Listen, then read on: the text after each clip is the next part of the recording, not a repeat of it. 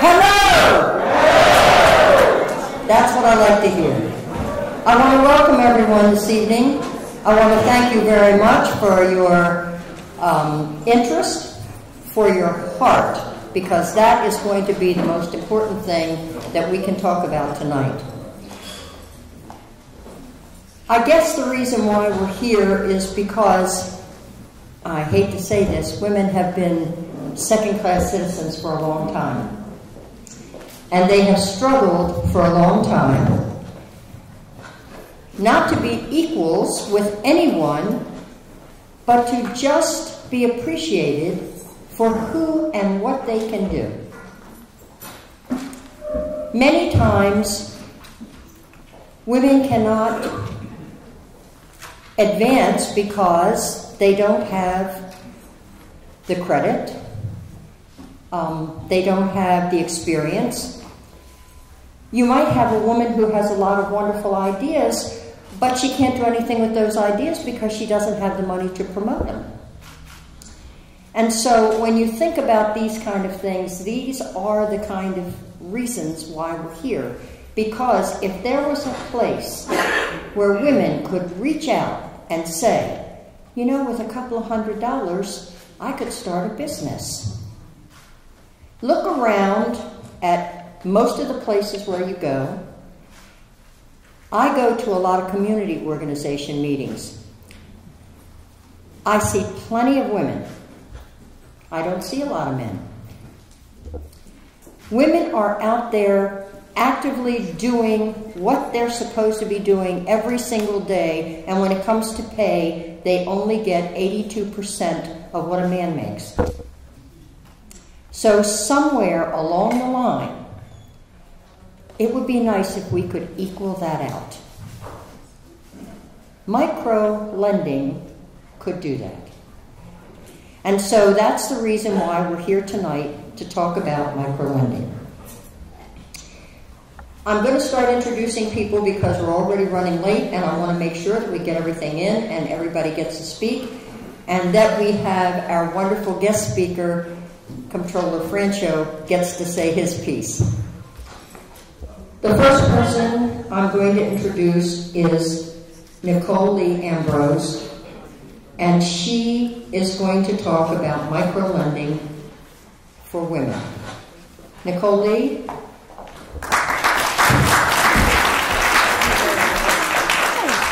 First, I want her to introduce herself as to what she does for the state of Maryland. Great, thank you. Thank you, Shirley. Hello, everyone. My name is Nicole Lee Ambrose, and in my volunteer elected job, I represent the state of Maryland, the National Republican Party.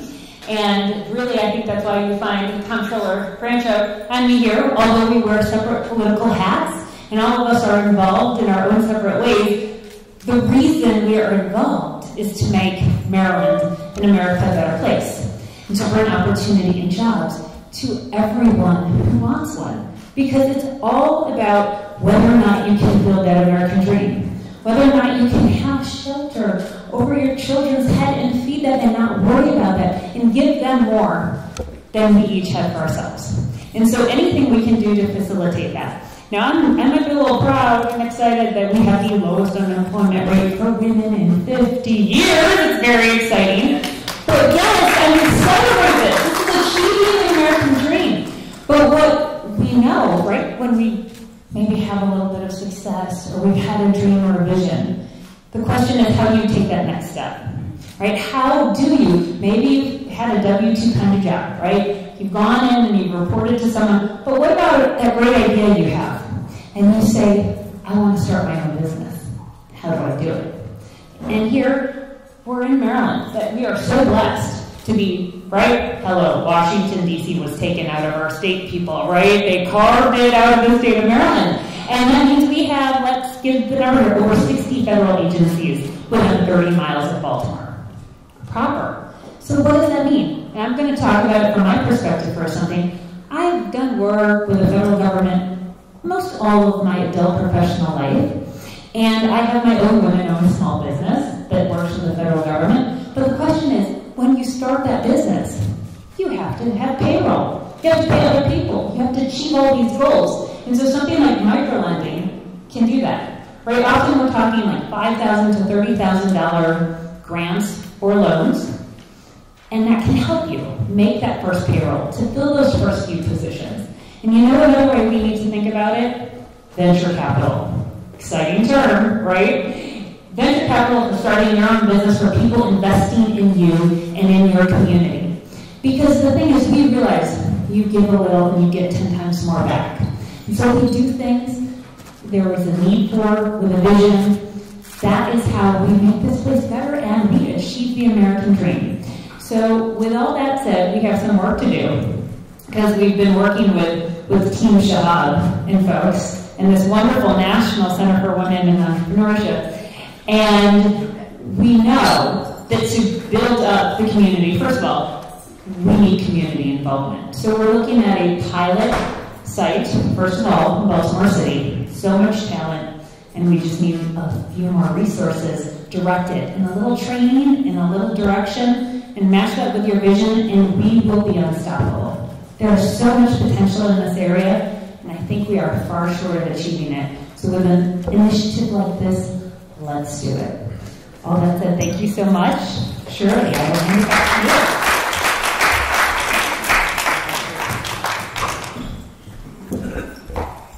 The next person on my list is Dr. Lan Lan Su, and she will talk to you for the need for economic empowerment. Come on up, Dr. Su. Please explain who you are and what you do. Okay, thank you. Good evening, everybody. It's great to be here. I'm here to talk about women empowerment, and I spent half an hour talking to people around, and I feel the power already in the house. So, I am a health economist. I work for Impact International, which is a social science research firm doing a lot of consulting work for different levels of governments. So my area is in health policy area, so policy analysis, program evaluation.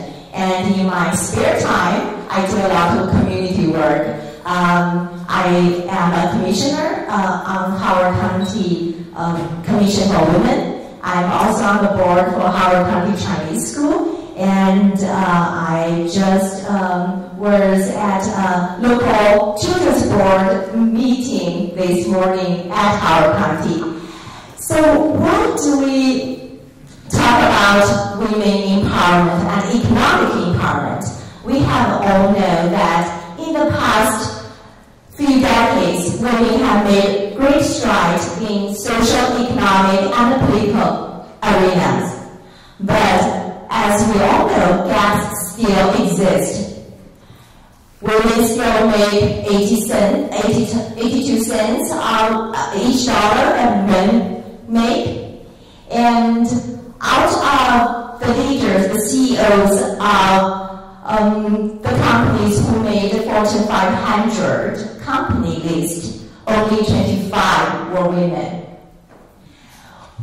We have, in this great country, we have about 40% of businesses that are owned by women. But women-owned businesses only employ 8% of the workforce.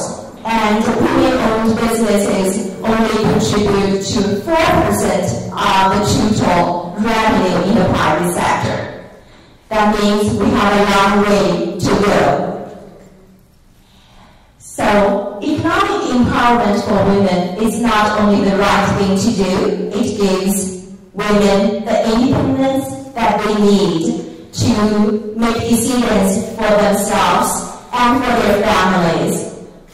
But it is also the smart thing to do. So when women have money in their pocket, they invest in health, education, they will increase the health of their children, increase the educational level of the population, and create more job opportunities for the whole community. And research shows that when women are on the board, companies actually have a higher profit margin. And by the way, when women are on the board, their CEOs and their leaderships are paid also higher. That's according to the research. So what do we do? I think, first of all, social capital is very important for everybody. So I'm very grateful for the National Center for Women in Entrepreneurs to provide this kind of events so that we can talk to each other. A lot of women, they are worried about their children, how to put their food on their table, and not to think about what kind of business they want to do in 10 years. And such an opportunity to bounce the ideas off each other, to share information, to share resources, that is greatly needed. And also, as the previous presenter mentioned, capital in terms of venture capital, micro-lending, that is also important. So I'm super excited about the initiative that the National Center of Women Entrepreneurs are putting out, and I'm here to talk to you more. And I am actually not a business owner yet, but that has been on my mind for a long time. And I'm here to learn and to work together with everybody. Thank you.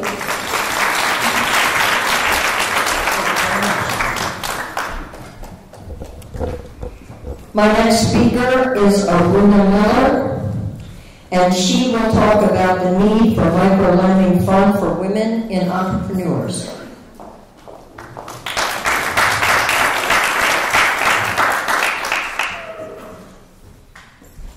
Please introduce yourself and tell them what you do. Wonderful. Thank you very much, Shirley.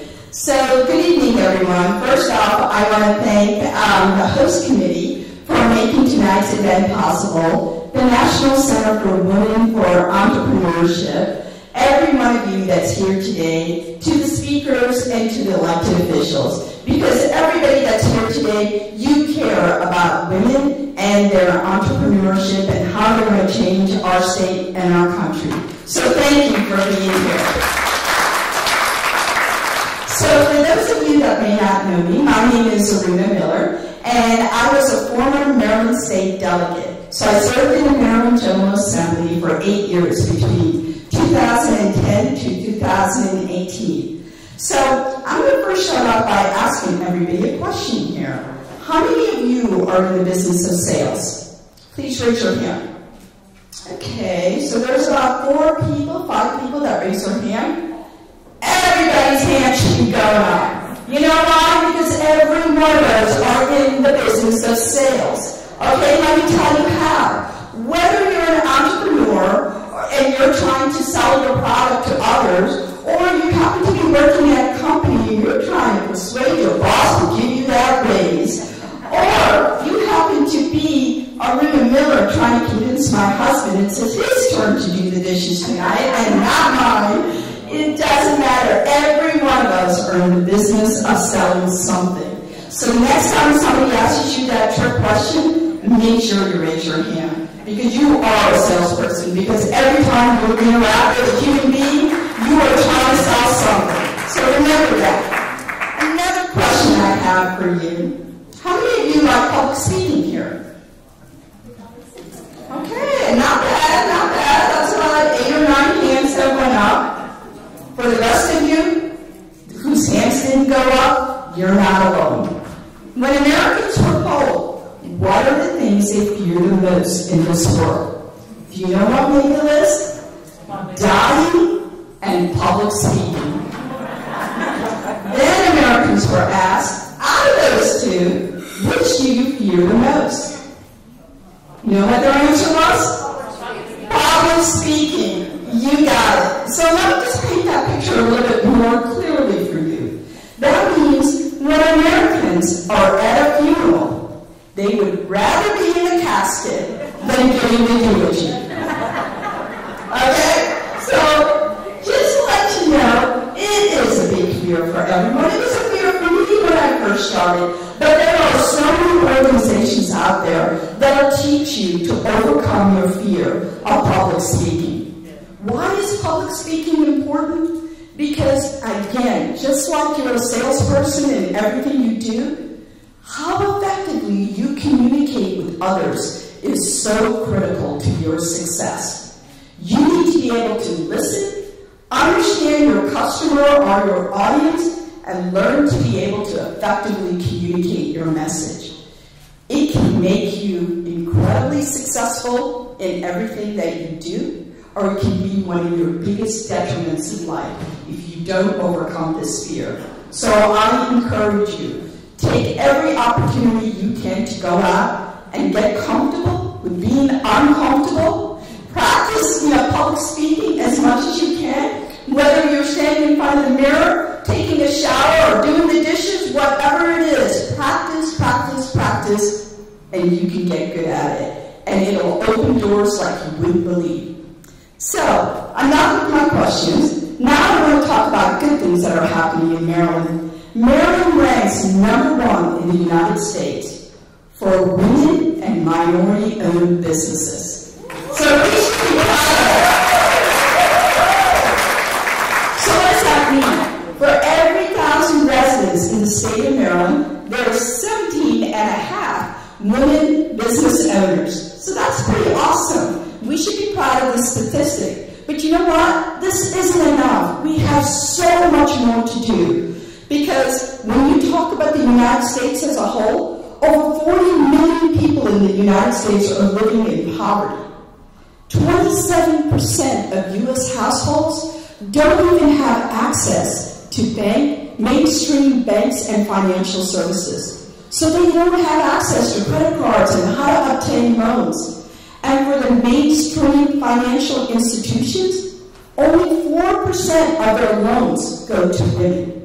So this is why we need to have microfinancing available for those who don't have access to the mainstream financial services. They can provide the small loans to be able to have women and others who don't have access to be able to, rise to the occasion, reach their full potential, and start that business that they've always wanted to start. But financial inclusion alone is not enough to spur economic development and have more and more women to be able to want to jump into this field. Another thing we need to do is to make sure that we create an ecosystem of women who support one another, who learn from one another, who are there as mentors for one another. And that's where the National Center for Women Entrepreneurship is so important. So I thank you for creating this wonderful organization, this wonderful event tonight, to be able to spur new entrepreneurs as we move forward. They say diversity is being asked to a party. Inclusion is being asked to dance. So thank you, National Center for Women Entrepreneurship, for doing both. Thank you.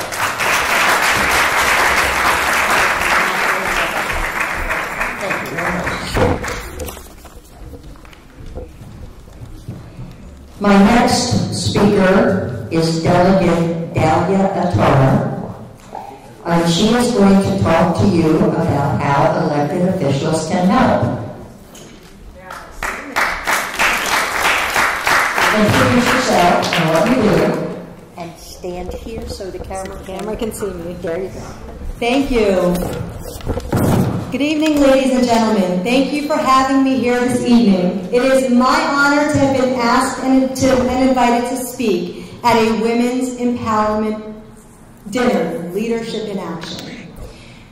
Now, ladies, for far too long, it has been as if women aren't as capable to run businesses, to run a city, to run a country, to run a world.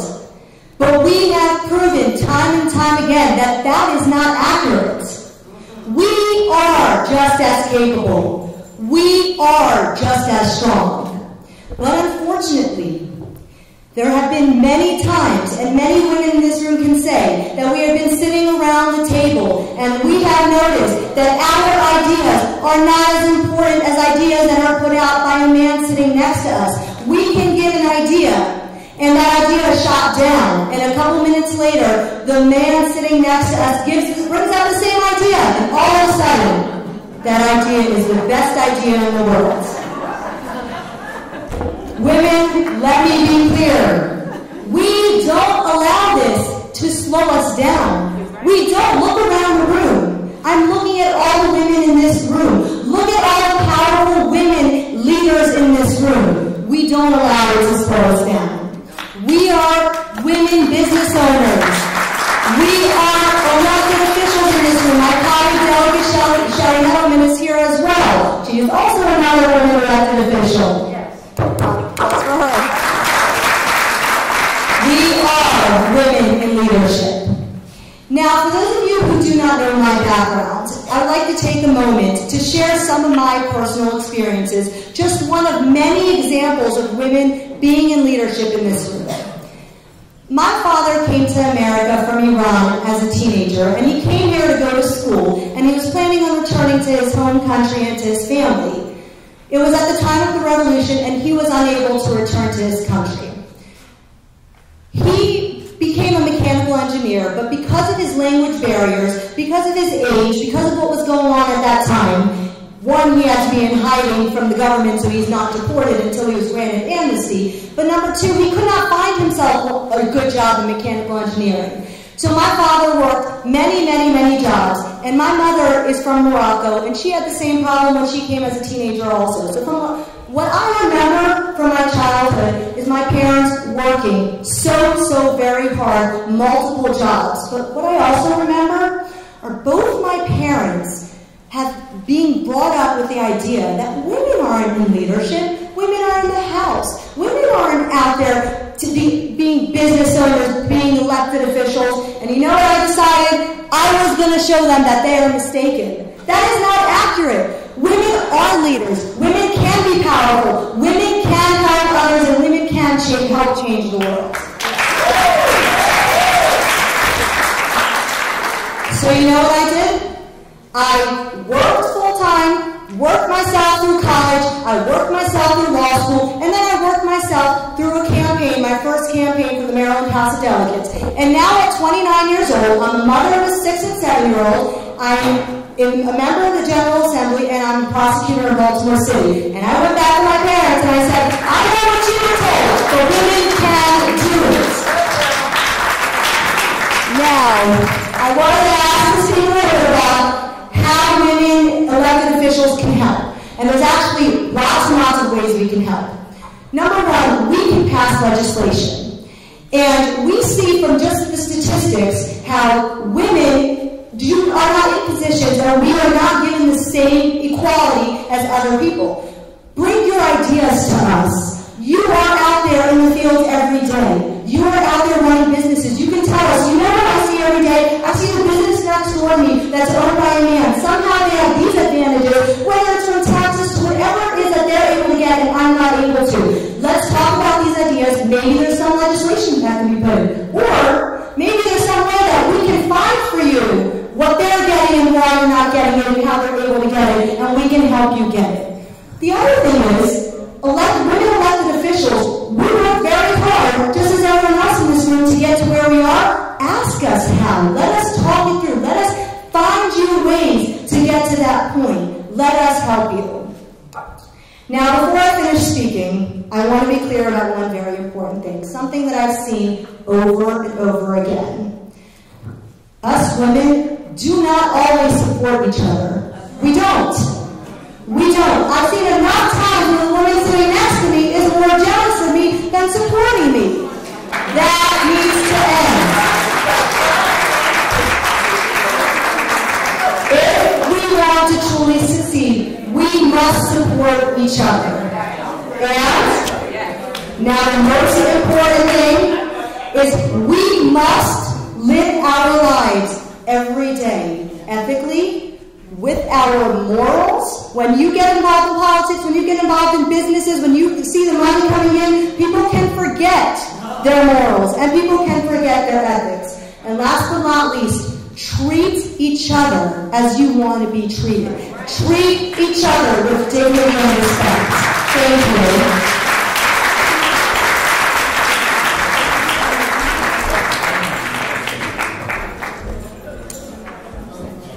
Our next speaker is Adana Black, and she is going to tell you about women.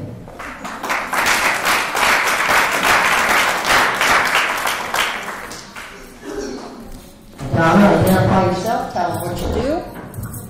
Thank you. My name is Adana Black. I am a small business entrepreneur in Baltimore. I just want to jump right into what I'm going to say, if you don't mind. A wife of noble character, who can find? She is worth far more than rubies. Her husband has confidence in her and lacks nothing of value. She brings him not harm, but good all the days of his life. She selects wool and flax and works with eager hands. She is like the merchant ships, bringing her food from afar. She gets up while it is still night, and she provides food for her family and portions for her maidservants. She considers a field and buys it. Out of her earnings, she plants a vineyard. She sets about her work vigorously. Her arms are strong for her tasks. She sees that her trading is profitable, and her lamp does not go out at night. In her hands, she holds the distaff and grasps the spindle with her fingers. She opens her arms to the poor and extends her hands to the needy. When it snows, she has no fear for her household, for all of them are clothed in scarlet.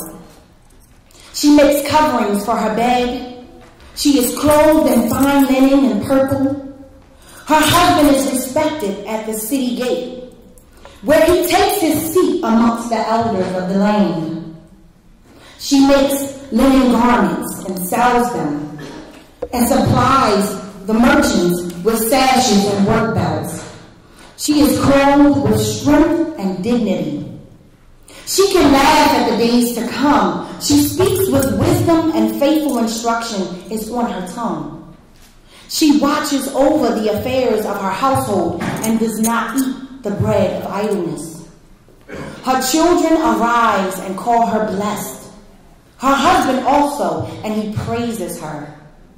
Many women do noble things, but she surpasses them all. Charm is deceptive, and beauty is fleeting, but a woman who fears the Lord is to be praised. Honor her for all of her that her hands have done, all of the work that her hands have done, and let her works praise her in the city gate. There are wives in this room.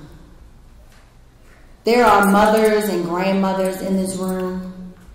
There are sisters, aunts, and nieces in this room. There are entrepreneurs in this room. But most significantly, tonight, there are women in this room.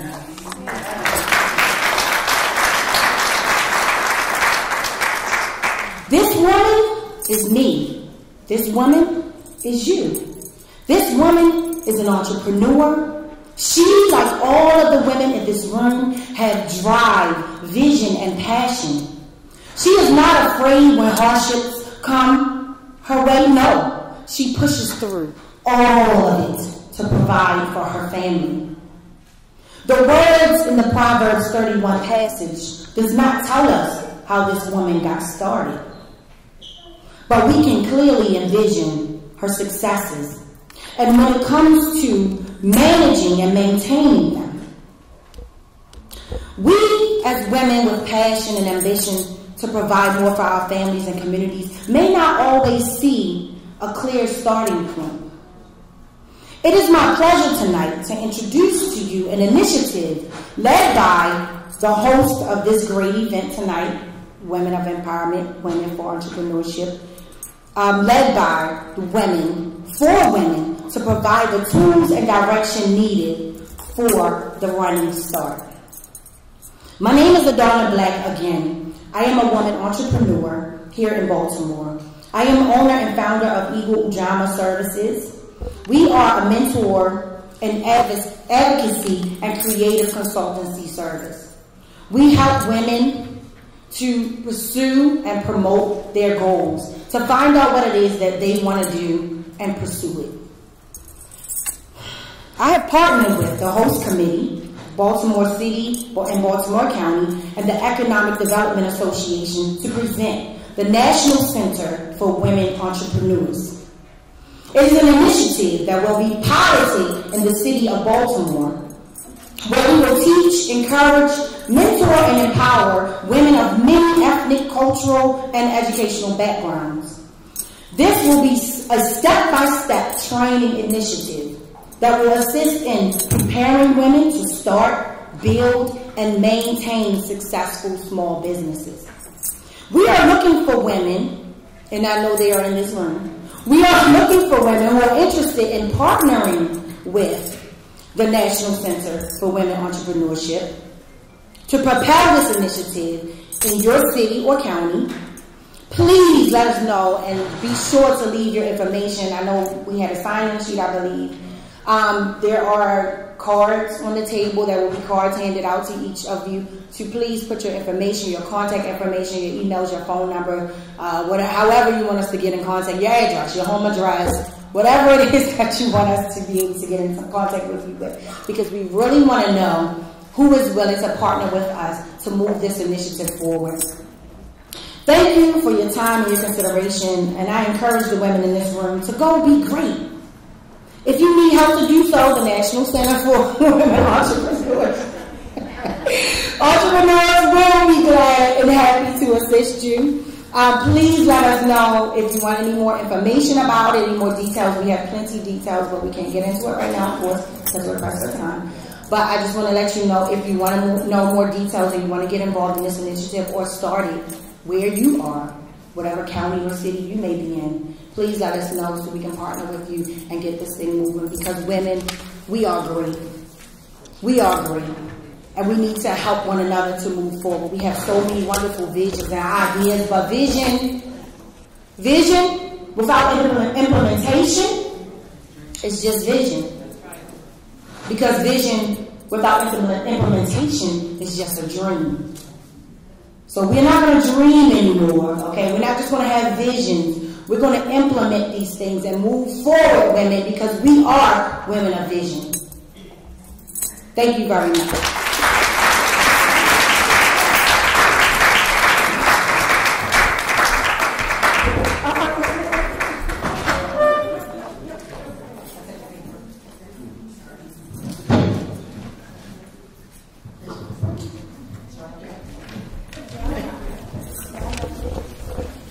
Sorry about that.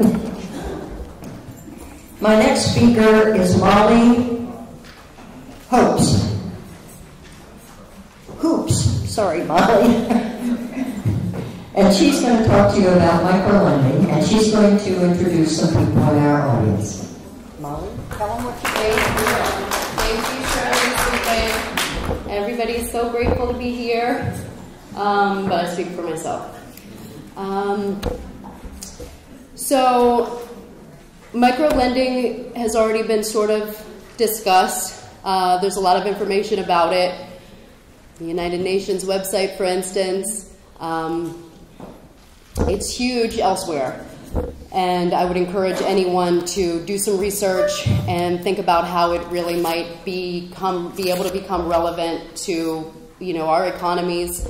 There are 2 billion actual people in the world who have no identities, according to banks, and therefore would never even, be welcome to receive the possibility of any funding for any business, for any reason, for whatever.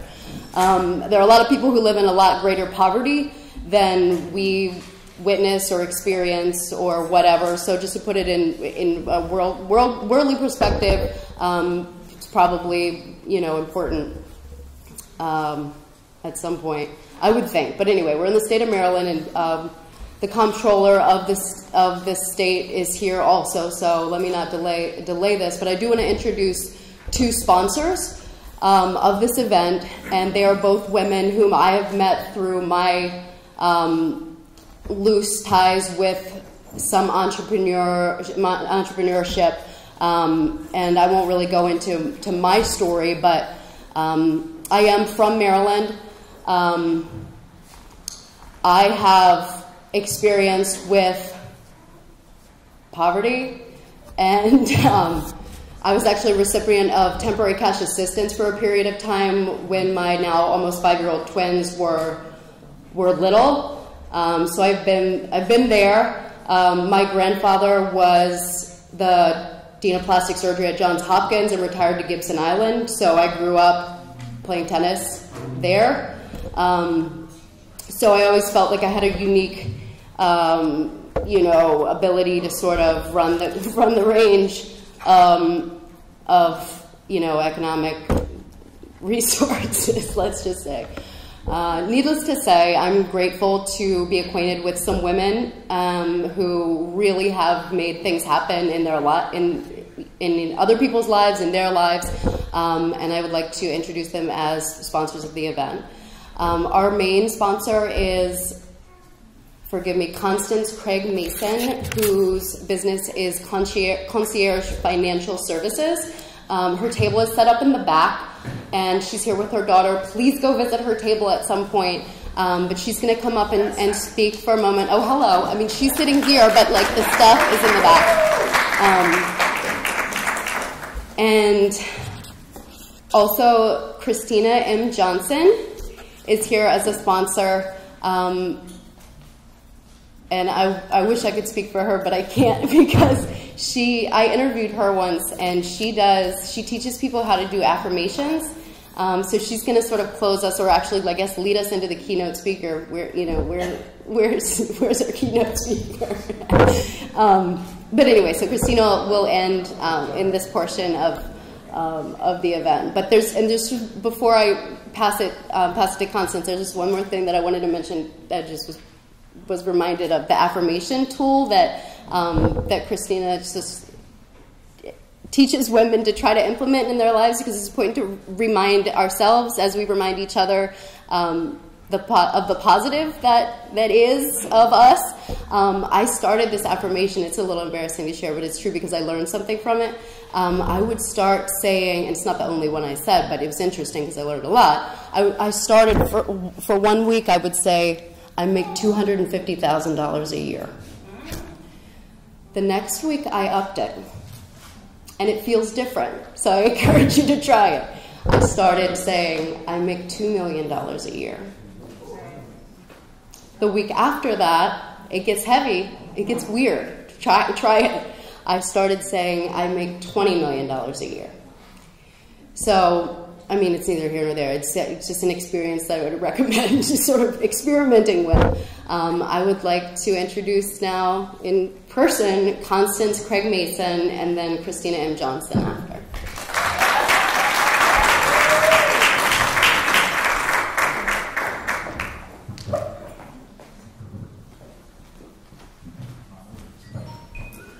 Good evening, everyone. Oh, y'all tired? Good evening, everyone. So I'm excited to be here. As Molly said, I am one of the sponsors. It actually is my first sponsorship, so I'm excited about that because it is a cause that's really, really dear to my heart, which is women's empowerment. Like Molly said, she experienced some poverty. I grew up in poverty, actually born in Baltimore City. And I am an entrepreneur, and I have been for the last almost 11 years. And what was important for me,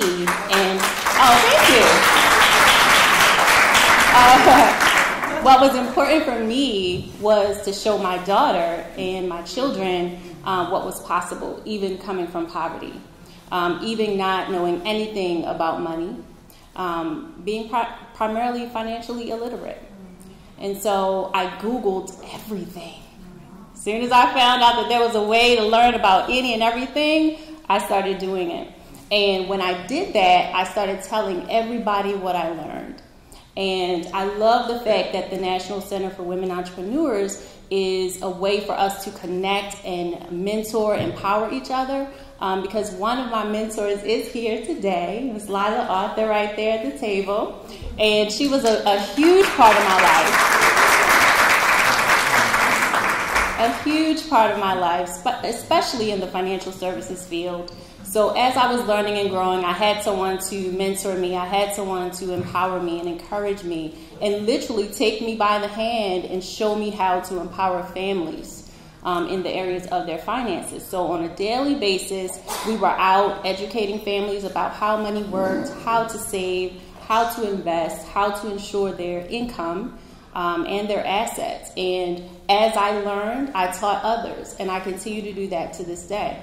How I started Concierge Financial Group was because I'm constantly out networking with other entrepreneurs. And the majority of the people that I network with, thankfully, are all ethical people, all passionate people, and mostly women. So I'm literally in great company when I'm out and about. I'm learning, I'm growing, I'm sharing information. But the thing that I love about what I do, especially for entrepreneurs, is I empower them to correctly manage their money so that they can get access to capital. And that's essentially what National Center for Women's Entrepreneurs are going to do with this micro-lending fund that we want to launch.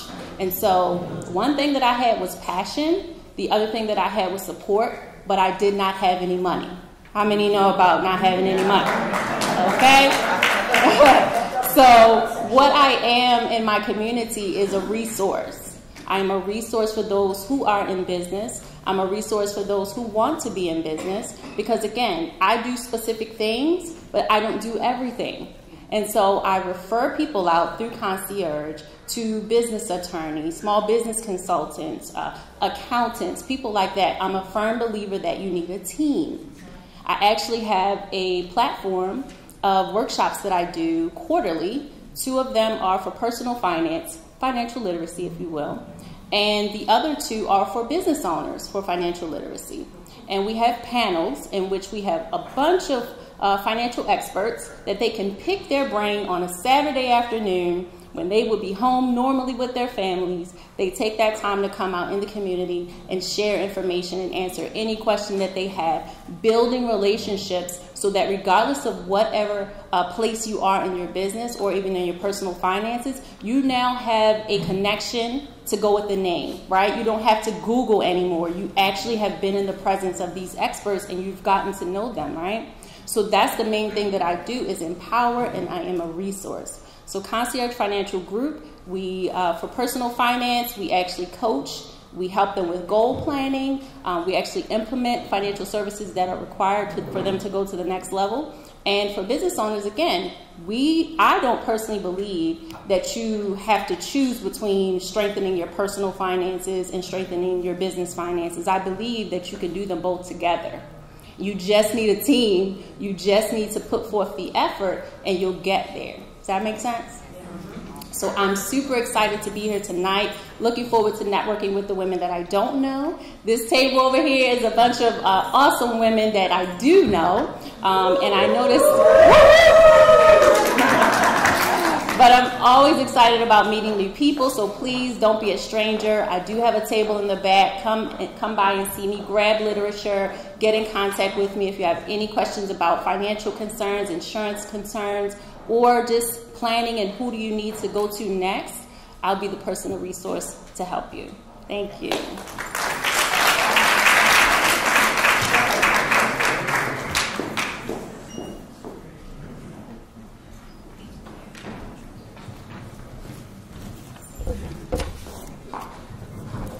Good evening, I'm Christina M. Johnson of Testimony Publishers, LLC, and I'm going to be very, very quick with you. I just have something short that I want you to do, and Molly kind of gave away what I do. I love you, Molly, but can everyone hold your hands up? I want you to just hold your hands up in the air. If you could, hold your hands up, and then turn the palms of your hands towards you, and look at your fingertips. look at your fingertips. You're looking at me. Look at your fingertips. Your fingertips have something on them.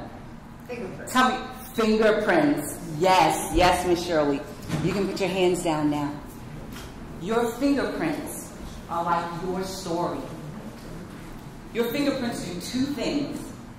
One, they say you're human, and they connect you to the human race. The second thing your fingertips do is distinguish you from everyone else. Yes. They show you as unique amongst the world of people in which you live. That's what businesses do for women. They are extensions of ourselves, our families, and our communities. Because we don't just run businesses like men. When you meet us and you come to our businesses, you are our family. You're our girlfriend. We're telling you what's going on with us. We are bringing you in and welcoming you into our lives, into our hearts. We usually have our children there with us. Maybe they're helping us to fold the clothes if we're a clothier. Or maybe they help us to do something else. Or maybe they're just sitting and reading. But we hold down the fort. And the forts are our homes. They're our communities. They're our schools. And when you have the opportunity to assist us with that, we have the comptroller here. We have delegates here. We have people who want to help. Everyone is here because you want to help. And when you make yourself available to help us, you are the catalyst to change the world. We can do that together. So our businesses are extensions of ourselves. I was born and raised in Baltimore City. You're looking at the former all Baltimore City 400-meter sprint champion. You're looking at the Maryland regional champion for the 400-meter sprint. That was a long time ago, but I went on to college, Coppin State University, and I became a MEAC champion there. I was also a 4-year honor roll scholarship recipient, and I graduated with distinction. So we don't just do one thing. We don't just concentrate on one goal. We are doing it all. And on top of that, I'm married, I still cook, I clean, I have children that love me and I love them, and I am an example for them. Yes. They're looking at us. What's mama doing? Why is she up late? I got up to get a cookie and she's still at the computer working.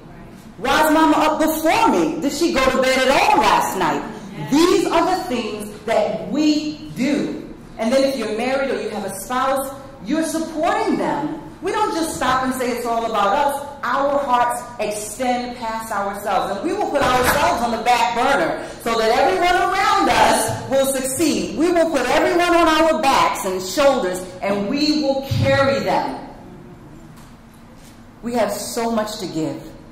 Testimony Publishers LLC, that's what I do. I help you to craft your story so that you can make a connection.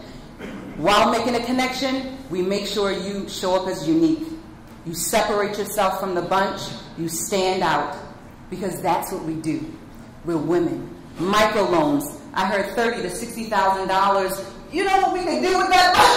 With that amount of money, what we could do? $30,000 to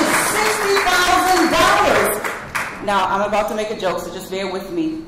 Think of a whole chicken when you go to the supermarket. Do you know we can make fried chicken, chicken soup, chicken salad for the next day? We stretch it and we make it work. So it sounds funny, but it's real. Give us the money. Give us the support. We are ready, we're hungry, and we will not let you down. We will not let you down. Women have stood against their families, the ideologies that their families have stood for. Not that they were wrong or anything like that, but we went against the grain and we became our own woman. We stood ground face to face against men, and not a man has been able to stop a determined and dedicated woman. Not one. Not one. Give us the money. We're ready. We're hungry. But seriously speaking, There's so many women here who are deserving. I'm probably the least of them. But let's lift each other up. Stand on my shoulders. I'll stand on someone else's shoulders. I'll lift you up. You lift me up. And we will change the world.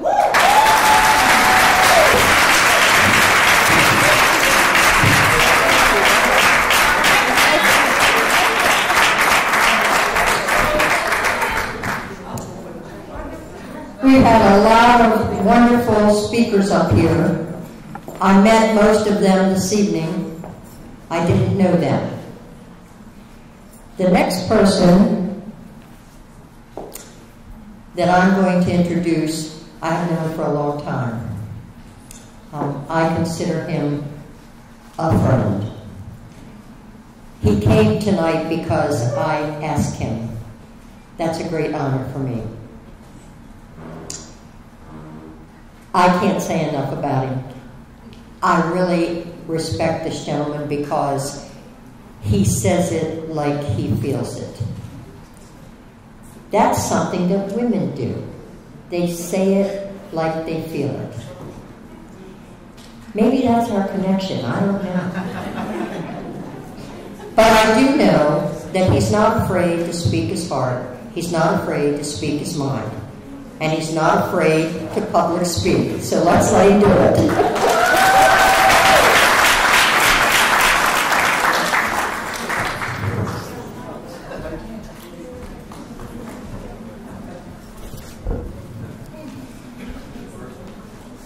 So I want to just thank all the speakers tonight because each of them give me hope for the future.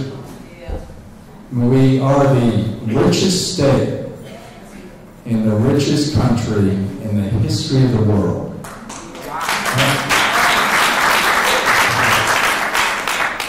And I think, obviously, what you heard tonight is a big neon sign advertising why we're so prosperous and why we're so successful.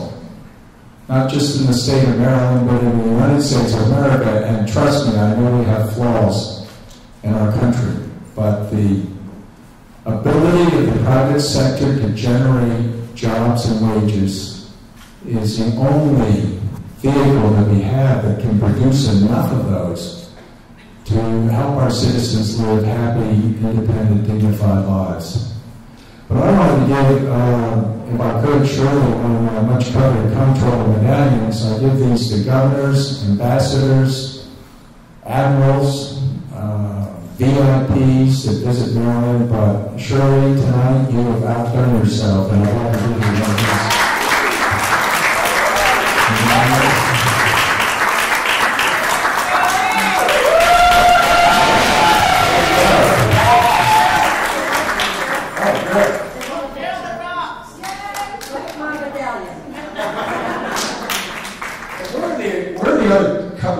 Molly, can you come up? Because I love your story. Yeah. And so Christina, who else came up here and spoke? Yeah. Yes, thank you. Now I'm getting carried away. But thank you, yeah, thank you. And then where was the person that spoke so brilliantly? I don't know where she went. But anyway, man, you find her. She's right back in the back. There. Yes, thank you very much.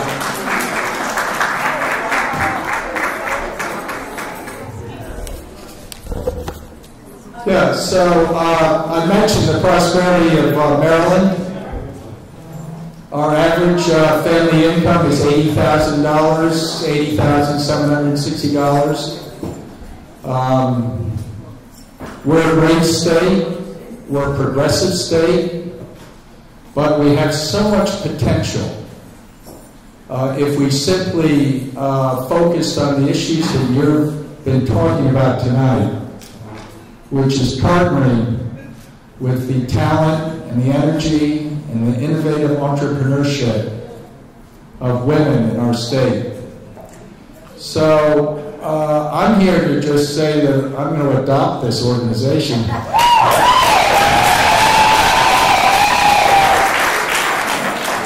I don't really deserve, I'm lucky to be your comptroller, thank you. I appreciate the fact that I've been able to have this office for, now this is my 13th year. You know, my mom was a rosy riveter, so she was a strong woman. My wife, who I've been married to for 40 years, is a very successful lawyer, and you know, she views politics as my hobby, and she always is very determined to make sure that I not only take care of the financial books of the state, I take care of our own financial books. But she has a strong personality. And my daughter, who's 37 and has got 2 kids and a husband and makes more money in a month than I make in a year up in New York City, God bless her for her financial and entrepreneurial talent. And I'm thinking right now of a young woman that I met down in Prince George's County a week ago. Her name is April Richardson. She lived in Brentwood, just on the DC line. And that is officially declared as a food desert because there are no restaurants where there weren't any. And she came up with the idea, why don't we do a version of a food court in one of the new development buildings. She called it a food hall, and it's basically, she and the developer have worked out a business plan where they provide vendor spaces to young chefs, folks that are would like to open a restaurant but don't have the money to. And she has opened up this very successful, trying to think of the name of it, I think it's called Savor or something like that. But it's wildly popular in southern Princeton, the Prince George's border right there with DC. And it's been open about 3 months, and I asked her, why exactly is it so successful? She said, well, number one, we've got really great food that we're offering. We're giving opportunities to our young entrepreneurs. But mostly it's because I give financial advice to the people that we rent our little spots to here in the food hall. And that's the deciding factor as far as why she thinks it's going to be a huge success. So let me just indicate tonight that as your comptroller, I'm going to ask our economic staff to do something very innovative, and this is a little bit spur of the moment, so forgive me. I think it's stimulated by Delegate Attar and seeing Delegate Hedelman there, and former Delegate Aruna Miller, who spoke so brilliantly. Here's what I think we should do to help our great state, which, as I mentioned, is so prosperous, but the future is a little cloudy for the state of Maryland. And that's because our population is getting quite old very quickly. So as the baby boomers like myself get older and retire, we're taking our large wages that we're earning and going into retirement. And the new millennials coming along are not earning half the incomes that we did because they're younger.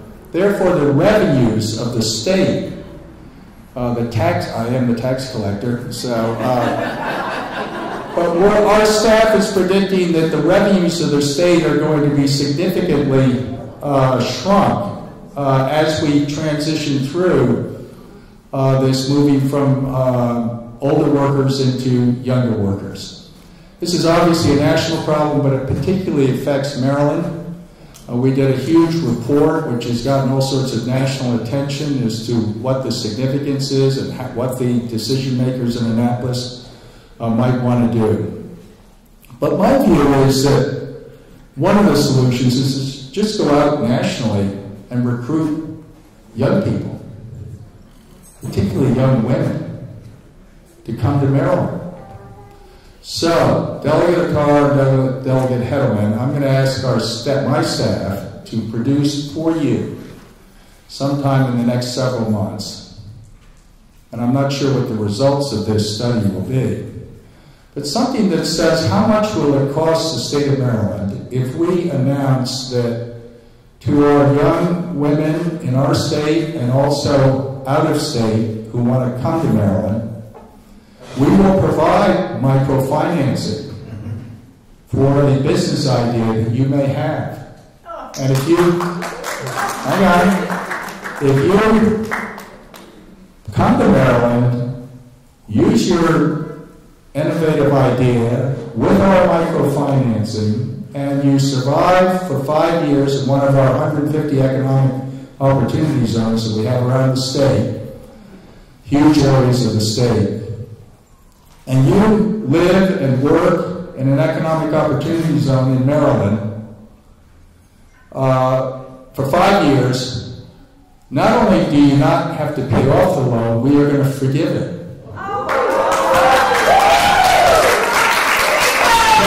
You have to balance out the economics of it. I'm not even sure, since it just occurred to me as I was sitting in the chair wondering what I was going to say.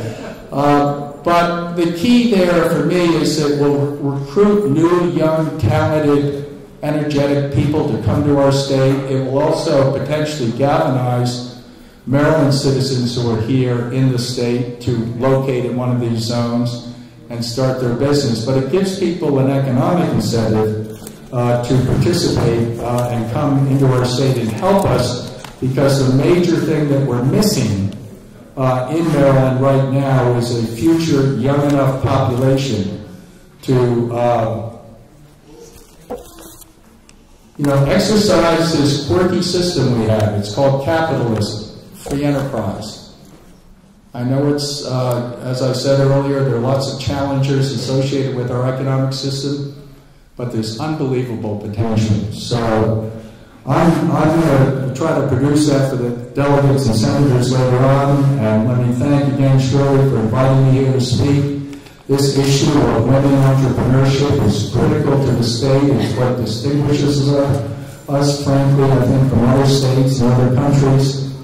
All of the statistics that have been mentioned about how successful minority and women-owned businesses are in Maryland. Obviously, we're known for that, but we need to improve at it. That's why I, as comptroller, have always been a fierce advocate for these programs at the Board of Public Works, where I serve with the governor and the treasurer.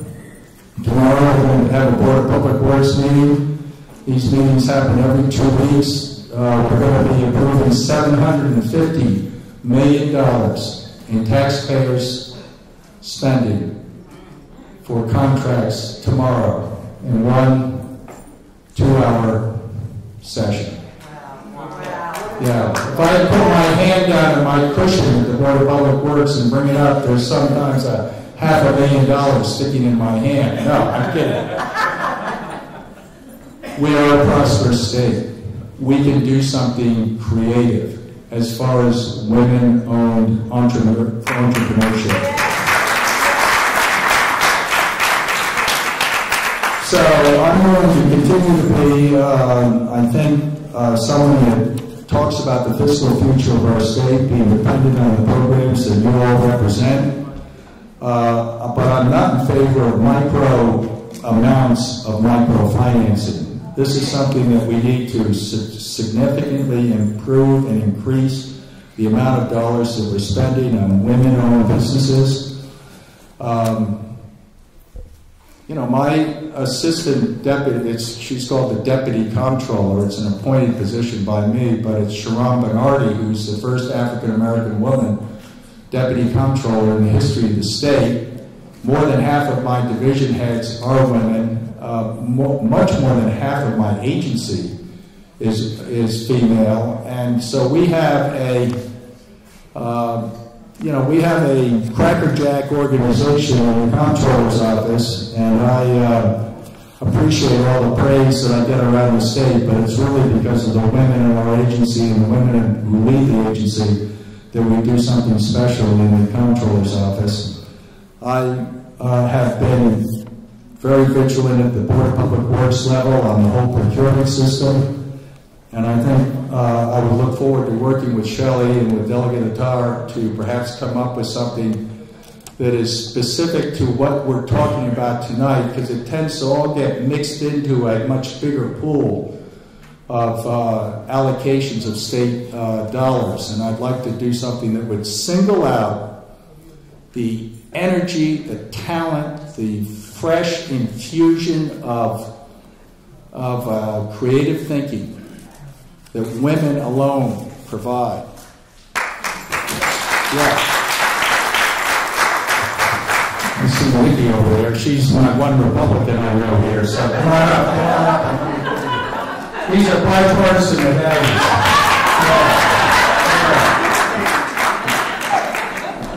Let me just stop and thank everybody for asking me up here. I'm obviously very grateful. I couldn't think of a better way, frankly, to end my notes to you than to make several. Aren't we going to make a couple of proclamations? Shirley, come on up here, and let me thank you, Shirley, again for having me here tonight. I look forward to working with you in the future. The first certificate is to Dr. Rana. Oh, good. Please come up, Dr. Rana.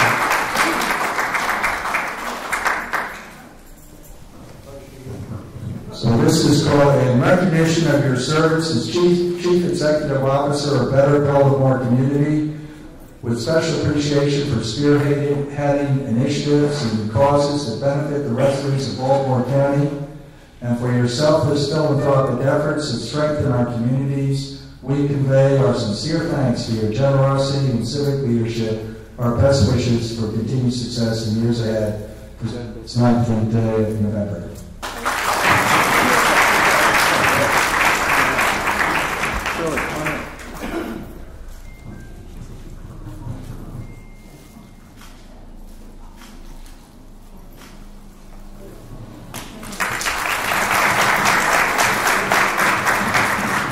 The second certificate is to Dr. Lan Su.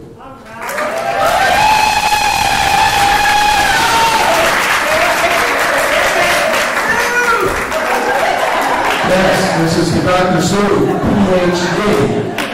In recognition of your contributions to the state of Maryland as a leading health economist, with special appreciation for your invaluable work as a senior research associate at Impact International, and for leading multiple projects with the Centers for Medicare and Medicaid Services and the Maryland Healthcare Commission and improve the quality of care for Marylanders and vulnerable populations. We convey our sincere thanks and best wishes for continued success in the years ahead.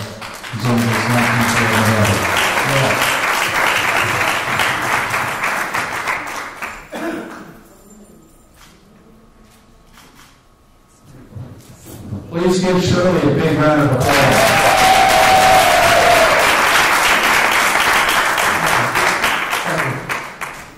We have something for you before you sit. Kuzma. You'll get food, but... Kuzma?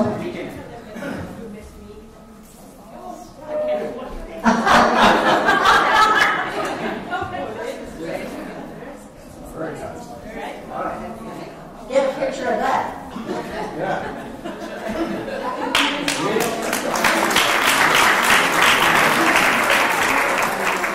I could get elected governor. Yeah. I definitely would like to thank the Comptroller for coming tonight. It was a great honor to have you. And now we have an opportunity to pass on some of the goodness that he has just revealed to us that we could use to help women. I always say there's a little story that I always pass on to people. You have to know the difference between facts and truth. Facts change. Truth is always truth. And I'll tell you how I know. When I was growing up, there was a planet called Pluto. Today, that fact does not exist anymore. But guess what? The truth is that Pluto is in the heavens. And that fact will never change. So I'm saying to you tonight to take with you all the facts and make sure that they are the truth. And use them to the best of your knowledge with a full heart and a good mind. I thank you very much.